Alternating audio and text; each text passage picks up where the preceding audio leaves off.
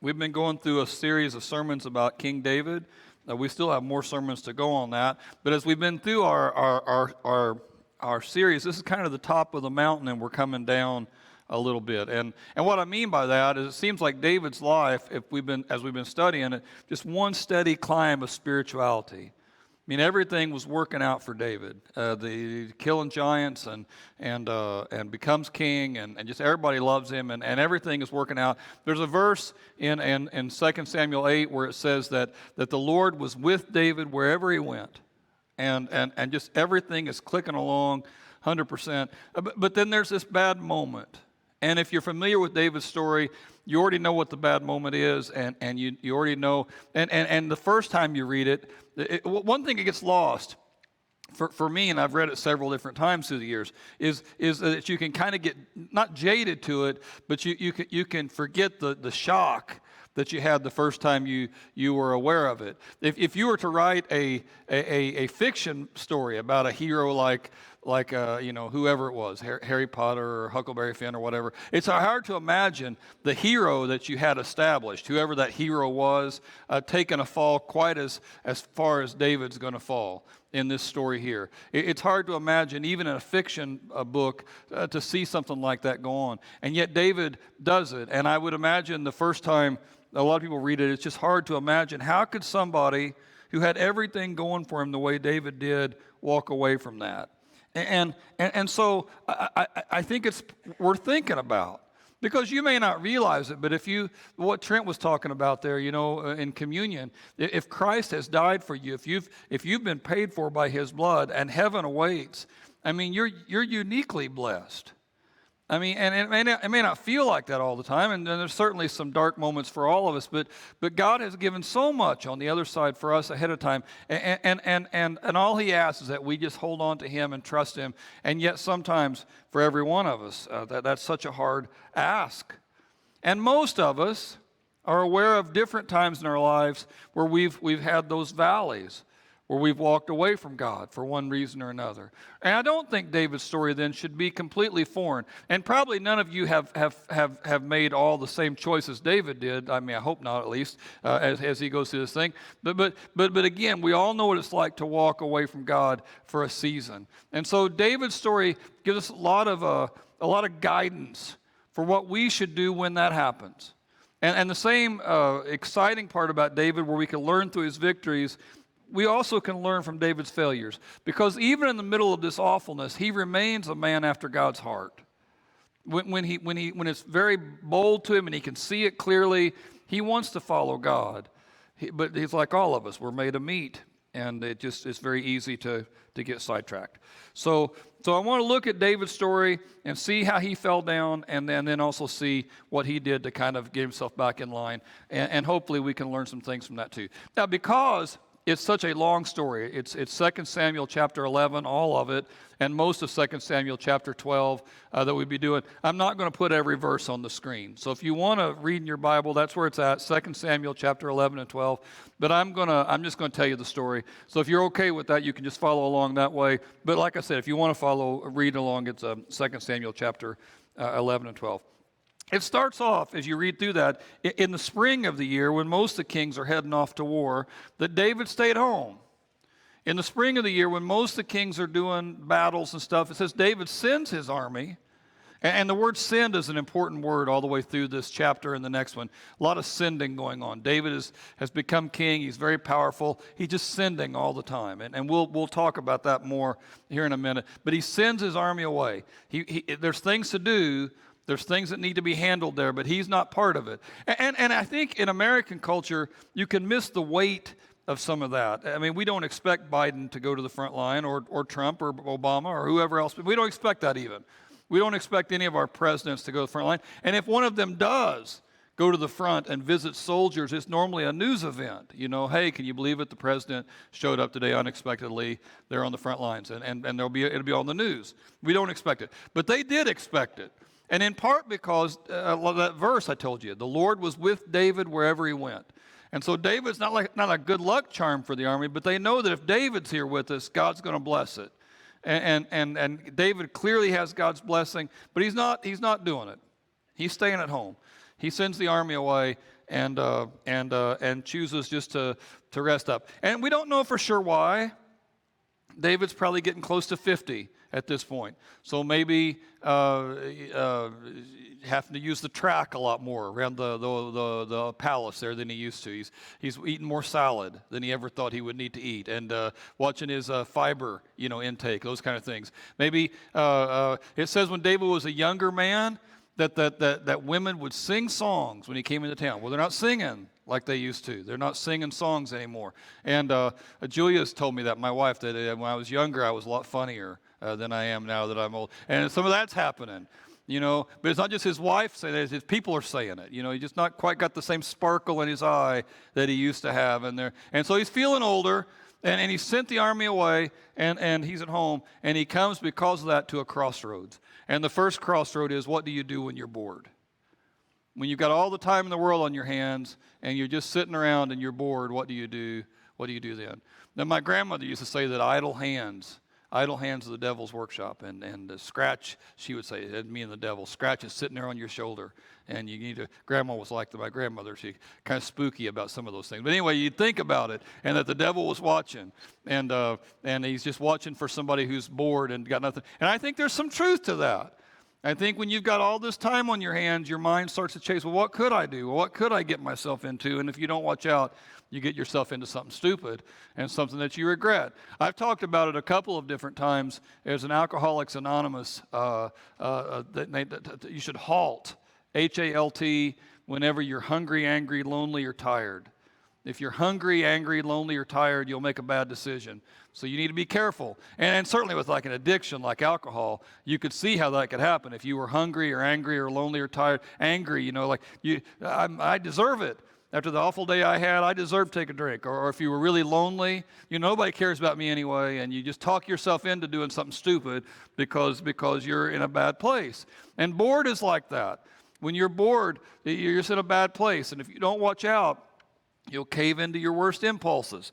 Probably very few people wake up in the morning and say, I'm going to watch some porn today. Nobody probably does that. But if you don't watch out, when you've got time on your hands, it becomes a temptation. People probably don't wake up and say, I'm just going to completely get drunk on my rear end this afternoon. Probably don't do that. Maybe some do, but probably most don't. But if you got time on your hands and you start thinking about, well, I could, and before you know it, you're into something stupid.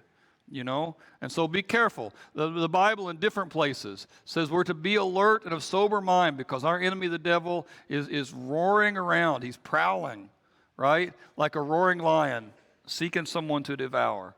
So in Pilgrim's Progress, in the book about the Christian's journey, it's all metaphors. In that book, the lion's on a chain.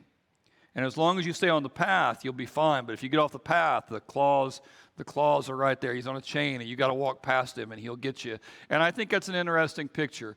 As long as you stay focused where you need to be, you'll be fine. But the devil's always looking. Paul says in a different place, he says, we take captive every thought, make it obedient to Christ. And so you got to be careful when you're bored. You got to be careful when everybody else is doing something, but you've got a whole afternoon to yourself. And I'm not saying it's wrong to take an afternoon to yourself sometimes. I mean, that's fine to do that sometimes. But just be careful when you got lots of time on your hands, because I think the devil can take advantage of that. And a lot of times that's the solution. On a whole different note, a person who struggles, I can't think of where the verse is at, but it's in Ephesians 5. I just can't think of the specific verse. But he says in Ephesians 5, those of you who've been stealing, do something useful with your hands. And a lot of times the solution to not being bad is not to think about the bad, but to actually get involved in something good. Get yourself focused on something that's productive. And, if you're wanting chocolate cake, don't sit in the chair and say, I'm not going to eat it, I'm not going to eat it, I'm not going to eat it, because sooner or later you'll crack. Just get out of there.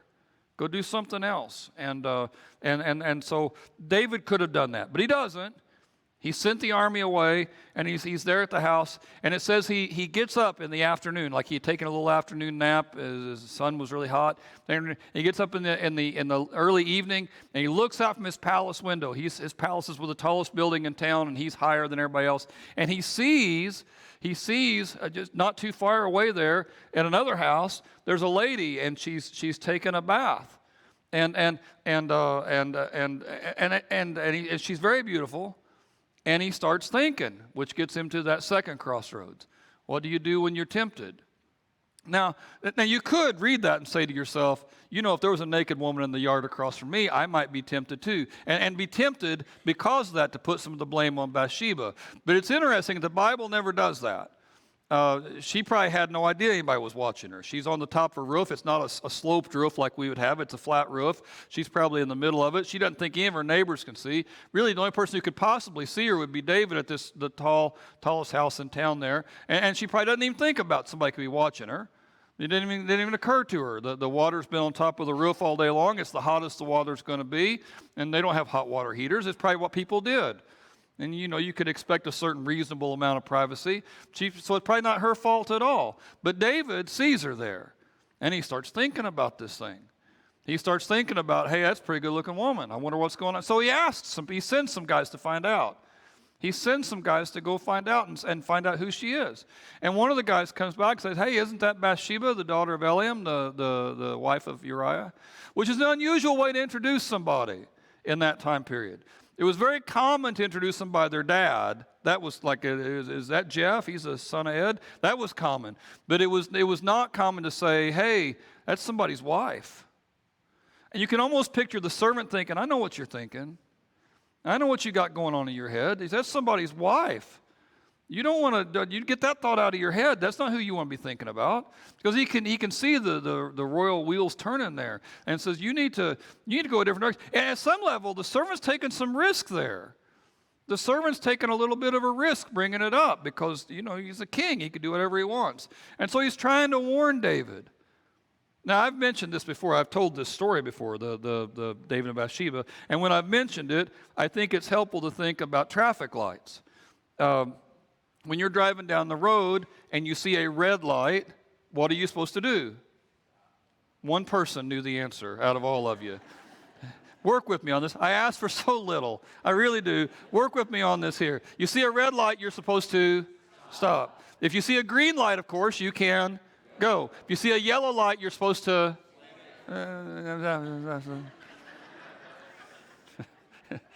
slow down. You're supposed to slow down.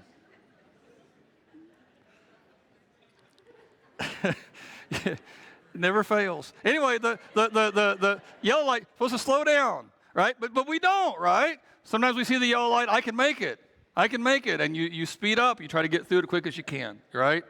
Okay. Well, the servant saying, "Hey, David, this is somebody's wife." That's a yellow light. That's a yellow light. And you need to have some people in your life who are those kinds of people. And if you can't think of somebody in your life like that, you need to get involved in a small group at church. You need to get involved in some sort of ministry here. You need to make some friends here at the church. Start hanging out with some people whose main interest in you may not be your money or how fun you are, but they care about your soul, that you're going the same direction they're going, and they're brave enough to tell you the truth. I think that's a bad idea.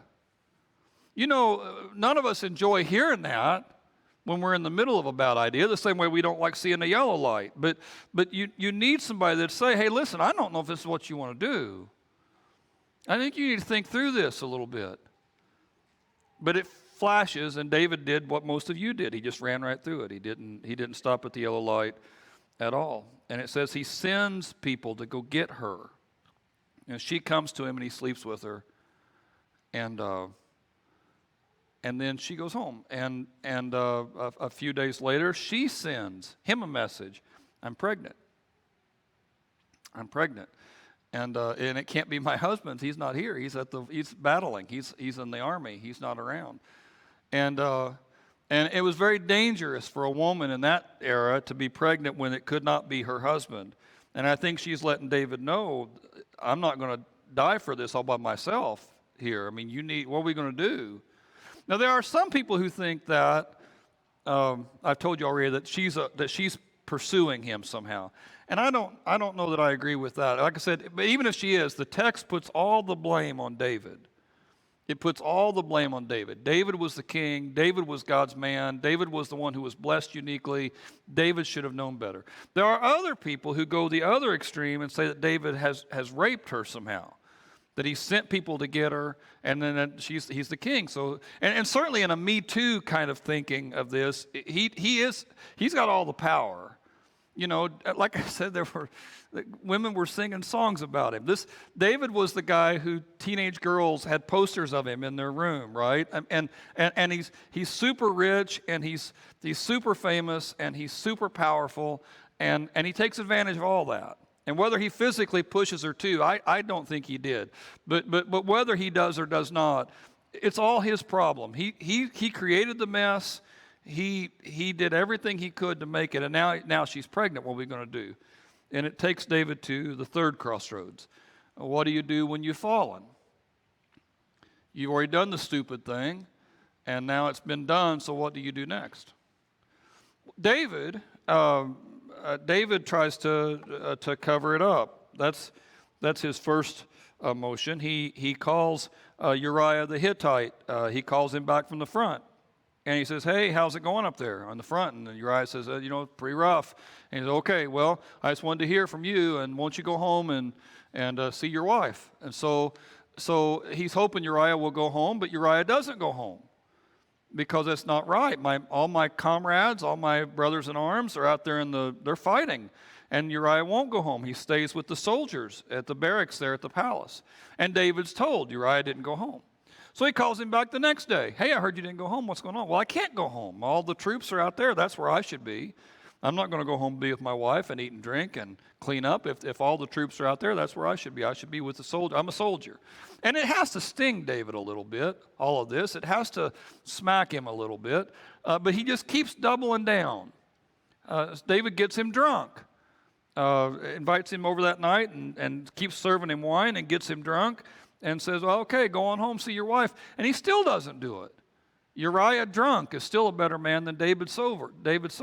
And he won't do it. He won't go. And David's becoming this awful hypocrite, and this awful, he's changing. And so he writes a letter when he finds out Uriah doesn't go back. He writes a letter to the head of the army, to Joab, says, hey, when Uriah gets back, put him in the worst spot. I want him to die. And so Joab doesn't care. He's a terrible human being. And Joab says, sure, I'll do it. And he gives the letter to Uriah, all sealed up. Uriah doesn't even know he's carrying his own death warrant. Gives the letter to Uriah. Uriah carries it to the general, and the general has him killed. And then sends another letter back to David. Hey, really tough battle, lost some men, including Uriah the Hittite. And David hears about, it's too bad. Well, it happens sometimes. And he says, well, just do the best you can. And if you know about David, when King Saul tried to kill David for years. When King Saul died, David cried about it, ripped his clothes. After King Saul died, there was a guy named Abner who was kind of a head of the armies of Israel. And when he died, David cried about it, ripped his clothes. Later on, there's one of David's sons will rebel against him, a guy named Absalom. And Absalom tries to kill David. And when Absalom dies, David cries and rips his clothes. And he's just so broken. And this is a man who normally would cry. And here Uriah dies. It's too bad. That happens sometimes. People die in war. What are you going to do? And it doesn't bother him at all. And it kind of reveals, David's heart has changed. And there's this quote, John Ortberg, a quote. He says, sin always sets in motion spiritually destructive forces that I can't control. Sin always sets in motion these other problems. It just keeps taking off. You picture a student in high school, and there's this important test, and they should study for it, but they're lazy, and they don't study for it. And they get a terrible grade. So the only sin there was laziness, but they get this terrible grade. Well, mom and dad are furious, so they got to lie about it. I don't know what happened. I studied. I just think that teacher doesn't like me. Maybe they start gossiping about the teacher behind the teacher's back, Yeah, they have their favorites. You know how that teacher is. They're always picking on the good-hearted kids and then making fun. And then pretty soon you're slandering that person. Maybe mom and dad get mad enough that they actually send a letter to I think this teacher should be fired. My little angel, got a D and they never get D's, and what's going on? And it all started with one stupid sin, and it blows up. That's what sin always does. It just keeps taking stuff away. And it changes you. Because you always know. You always know what's going on, and God knows, and it changes. You become different. I mean, you get into some awful pattern of stuff, and then it's kind of hard to go to church. You know? I don't even really like going to church anymore. I don't know what happened. You kind of gotten into a bad pattern, and it's just kind of uncomfortable even being there. But you can't just say that, because then you look like you're a bad person. So you've got to make fun of the church. I can't go with you. Bunch of hypocrites there at the church. You know, I can't go to church. Bunch of they all pretend like they're righteous, but they'd cut your throat if they could. And you start slandering it. Or I missed 2 or 3 weeks. Nobody called me. They don't like me. Nobody cares about me there. If that's how they feel about me there, then I don't care for them either. And so you start making stuff up because you made a mistake. You got far from God, and then when you got far from God, and sin always does that. Sin always does that. That's what sin does. It's consistent, and it blinds you. You don't see that you're changing. You think everybody else is changing, but you don't think you are, and that's what sin does. And that's what it's doing to David. And it says David waited for a week or two after Uriah died, appropriate amount of time for Bathsheba to grieve, and then he goes, sends for her again. He takes her into the palace and he marries her, and eventually she gives birth to a son, but it says God was watching, and he wasn't pleased. It's the first time God's mentioned, really, in the whole story there. And God's always watching. Now, this has went on for a whole year. She's been pregnant for 9 months. I mean, for a whole year almost. David has been able to hide it and keep it quiet. He doesn't think anybody knows, but he knows. He's different, almost for sure. And God knows. And so God sends somebody. God sends this guy named Nathan. He's a prophet. And he sends Nathan, go talk to David. And so Nathan does. And he tells David a story. And if you never heard it, the story is there's a poor man and a rich man, and they lived across the road from each other. And the rich man had all these flocks, lots and lots and lots of sheep, and the poor man just had one lamb, and he couldn't harvest it. He couldn't eat it. He would trim the wool off of it, but he couldn't eat it. It was like a pet. The lamb would come in and out of the house and eat off the table, and he was a pet. He couldn't kill it. And one day the rich man has some company over, but rather than take one of his lambs, he just goes and takes the poor man's lamb, and they eat that. You know, I've told that story at different times, and for some people it doesn't have the same. I don't know why. Maybe it's because a lot of us don't have sheep. I mean, it's like one thing we may not realize.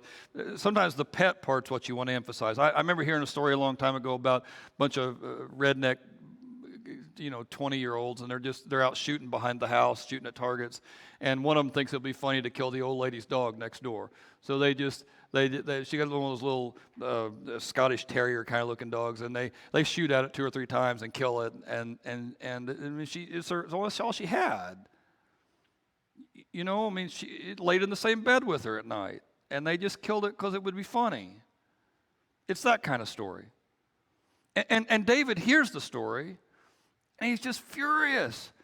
He says, man, somebody who does something like that ought to die. You do something like that, you should die. And he says that he should pay that guy back 4 times what the lamb was worth. I mean, just something like that. There's no place like that. I can't believe we live in a world where people would do stuff like that. He's just so furious. And again, he's just blind to it. And so Nathan says, it's you. I don't know how you hear that, because it doesn't really say. You got to kind of imagine. Maybe he roars it. Man, it's you. You're the one. You did all that. Maybe he does that, just pounding on the table and stuff. But I don't think so, because like a couple of chapters before, it mentions Nathan talking to David, and he just like hero worships David. David says, hey, I'm thinking about doing this thing. What do you think? Man, whatever you want to do, David. That's the answer. He's the prophet. Just, man, whatever you want to do, go do it. And I think he has David on such a pedestal, and now God has told Nathan what's going on, and he goes, and it's like, he tells his story, and David's, man, how could you do this?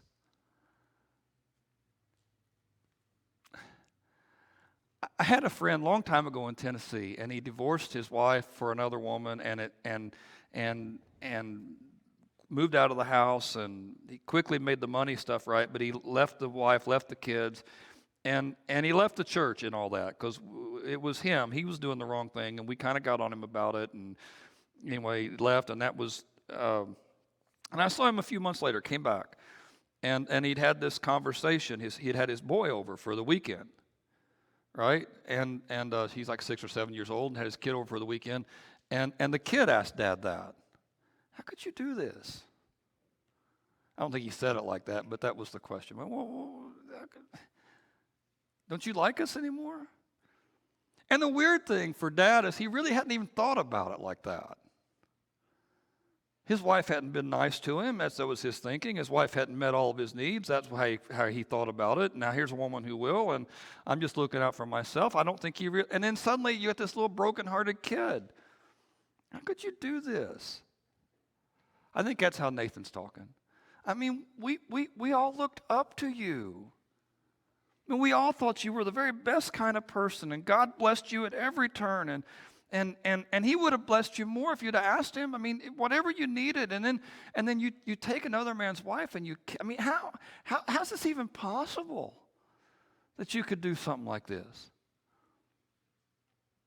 And I don't know, because it doesn't say, but I think, understanding how the devil works like I do, that probably the devil whispers in David's ear at this moment, hey, listen, kill this one. Kill Nathan here, and you're home free. He knows, but he's the only one. Get rid of him, and you're home free. That had to have been a momentary flash in David's head. But if it is, he doesn't act on it. Here, finally, at this fourth crossroads, when you're caught, David apologizes. Here, finally, at this fourth crossroads, he says, it was me. I did it. I was trying to think about this story and how to talk about it and how to get into it, and I was reading different ideas. And one guy mentioned this article, How to Write an Apology Letter. It's on a website called Grammarly, and it just tells you the proper English for this sort of thing is the most. But they say when you got to write an apology letter, there's certain tips that'll make it work right. And I thought it was interesting, and I wrote down the tips that they had. The first one, apologize unconditionally. When you've made a mistake, when you've blown it, you need to apologize and not tell them really why you did it, because they probably don't care why you did it. If you've hurt somebody, just apologize, own your part. And that's what David does. When David's finally caught, that's what he does. He says, have mercy on me, O God, according to your unfailing love, according to your great compassion, blot out my transgressions.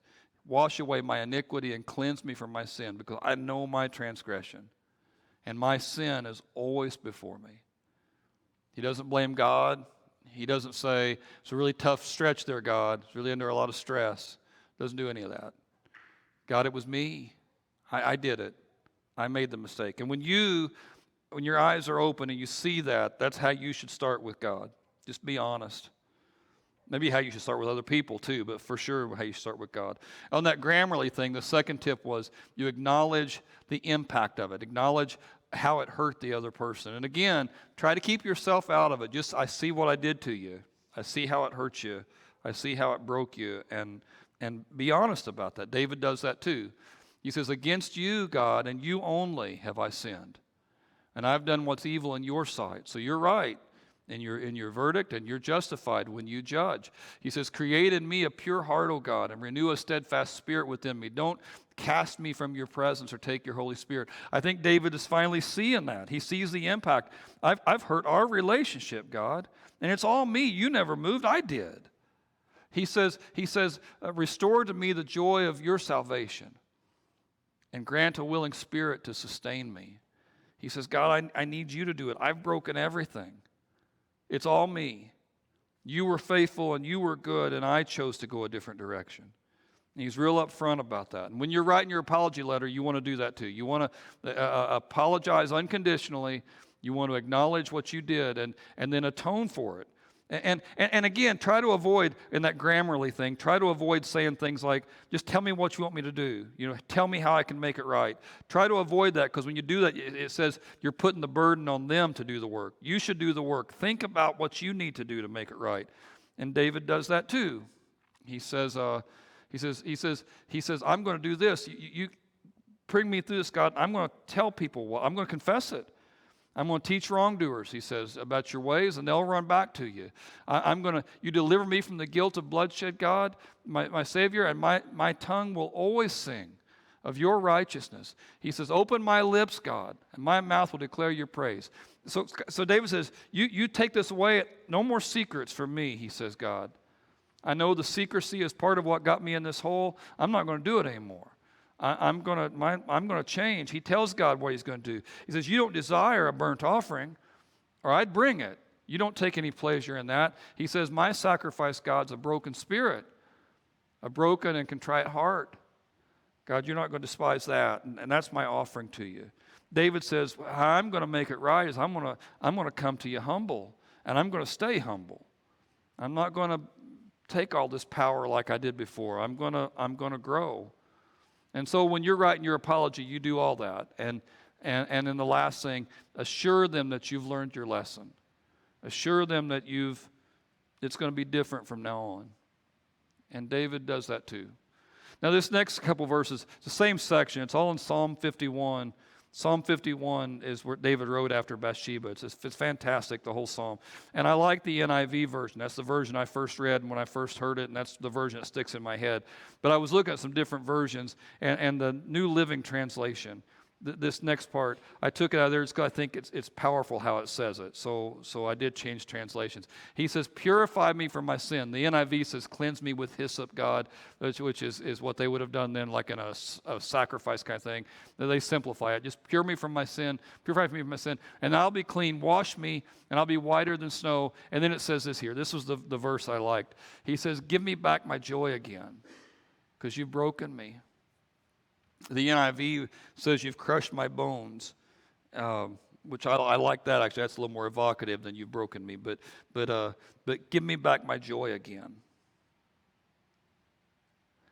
When you dig this hole for yourself, you may not see at first what that's done to you, but sin hardens you. And you're not as innocent, and you're not as gentle, and you're not as kind. It hardens you. You're more self-righteous. You're more easily hurt. You're more defensive. You just don't see that you could be anything less than the main thing. And so David sees that now. He says, God, just give me my joy again. And when I read this week, I hadn't read the New Living version of that. It kind of breaks my heart thinking about it. Getting to that kind of place where I just don't want to go the other way anymore. I want to have what I had before. And God can do that. This whole sermon is for people who sin, right? For people who make a mistake. And maybe you're at different levels. Maybe you're just getting tempted by something all the time, or maybe you have fallen down. Or maybe even for a few of you, you've been caught and it's done some damage in your house. And it's done some damage in a few relationships. What do? Well, you make it right. You have much more power than you think. Now, when you're trying to make it right with the other person, sadly, if you write the letter like that, the other person might wad it up. There's no guarantee, the Grammarly article I read, there's no guarantee the other person's going to forgive you. Sometimes you can blow it and say, hey, I blew it, I'm so sorry, and the other person says, yeah, you did. And that's the end of it. They won't forgive you, and that's always sad, and that hurts a lot. But God, on the other hand, God will always take you back. You just have to ask him. For some of us who not only have made the dumb mistake, but we've made it for months and months and months because we've gotten away with it.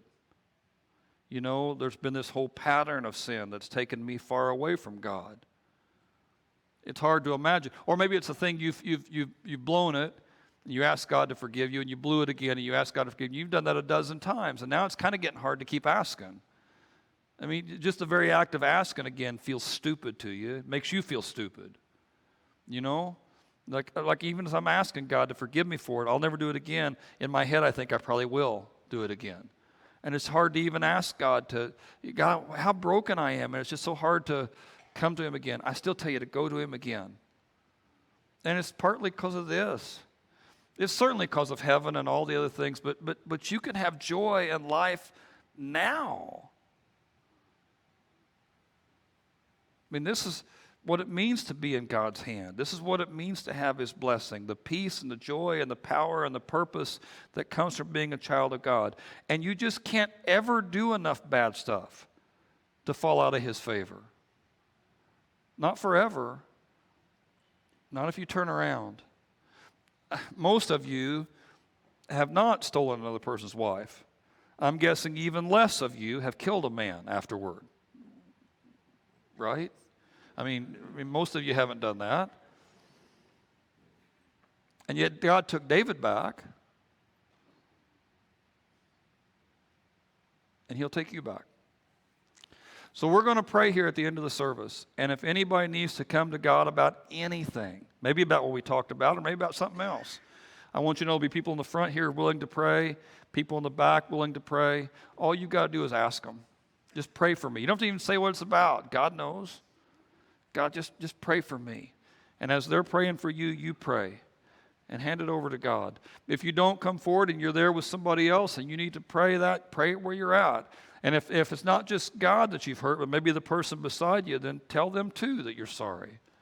Or at least commit to do it when you get to the car later on or when you get home. Don't allow this thing just to stay there.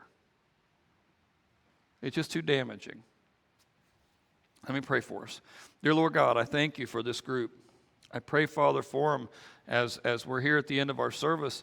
I mean, a lot of people come to you, God, and they carry all different levels of sin. You know, there's some people, God, who really don't have very much going on at all to keep them from you. And there's others who, when I started talking about this, immediately had something in their head that they know is a wedge between them and you. And I pray, God, right now that you give us the courage to lay that stuff down at the cross, because you'll take it. Give us the courage, God, to reach out to you again, knowing that you'll catch us if we do, that we won't be left hanging there, and that, God, you'll move through that. I thank you, God, for your grace shown to sinners like us, and this sure knowledge that whenever any one of us cry out to you, God, that you'll hear it and you'll respond. And you were probably already running towards us to begin with. Father, hold us tight. In Christ's name, amen.